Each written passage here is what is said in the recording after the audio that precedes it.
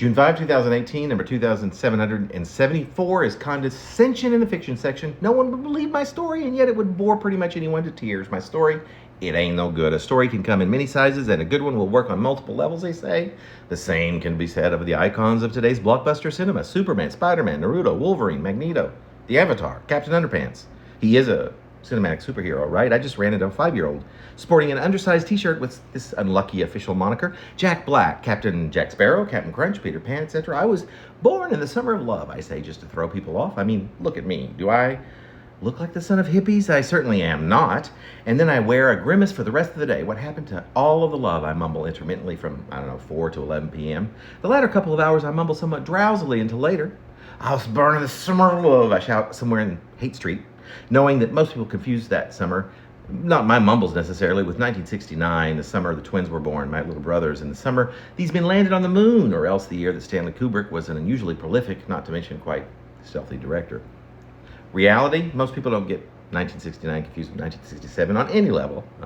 Perhaps on some level, almost everyone at a certain age gets 1969 confused with 1967. But what of 1968, 71, 75, or even 79, 73? Presently, I'm either depressingly or at least toyingly tootling with the distance between the present and the grand demarcation, the summer of love. Now let's all poke some fun at glaring half-centuries which ogle back at me like oversized bobbleheads, aren't they all? And above those blurred bobs, in a precisely delineated neon yellow, flashes the appropriate word, one we take on decades later, duh. So did folks live in the summer of love, realize that they were participants in the summer of love, or did they realize, or did that realization arrive years later as a posthumous, so to speak, appellative? And how subsequent, if so?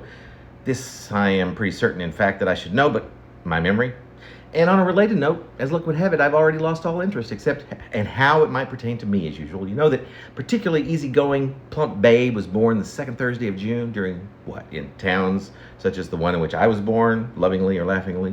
It's called the morning rush hour, actually, two fantastical L words of my own bias, because most citizens thereof had never been anywhere else in the world, another fantasy bias, if you'll allow. When it comes to the rush of an hour, to even realize that there can be a difference, I was such an easy birth too. Just ask my mother, who definitely knows from worse. That'd be me, born as I were in none other than the summer of love, a summer which will never again be half a century in distance from anywhere else in the world, be that anywhere, Vesta, Arkansas, Kyoto, Japan, Skopje, Macedonia, or either of the multitudinous but each unique canals of Venice, Amsterdam, or St. Petersburg.